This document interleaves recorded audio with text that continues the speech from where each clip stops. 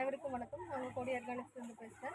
இப்போ நம்ம வந்திருக்கிற இடம் வந்து பார்த்திங்கன்னா, நம்ம ஆனைமலை மாசாணியம்மன் கோயில் பக்கத்தில் இருக்கக்கூடிய லக்ஷ்மி நரசிம்மர் கோயில்னு சொல்லிட்டு ஒரு கோயில். ரொம்ப பழமையான கோயில், ரொம்ப பிரசித்தி பெற்ற கோயில் நம்ம பகுதியில். இந்த கோயிலில் வந்து பார்த்திங்கன்னா 6 படுகையில் தான் இந்த கோயில் இருக்குது. இது கீழே பார்த்தீங்கன்னாலே தெரியும் உங்களுக்கு. அந்த மாதிரி ஒரு இடத்துல தான் இருக்குது.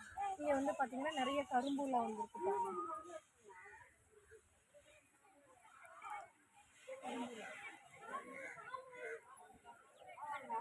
கரும்பூலா இலைகள் இப்போ வந்து பழம் வந்து சீசன் பாருங்கள் எப்படி இருக்குன்னு பார்த்தீங்கன்னாலே தெரியும்.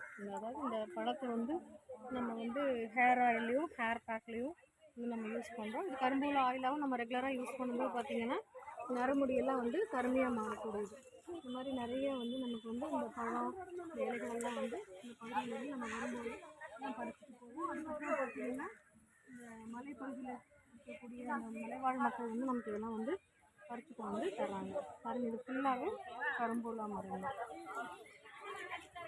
ஃபுல்லாகவே கரும்பூலா மரம் போட்டிருந்தாங்க.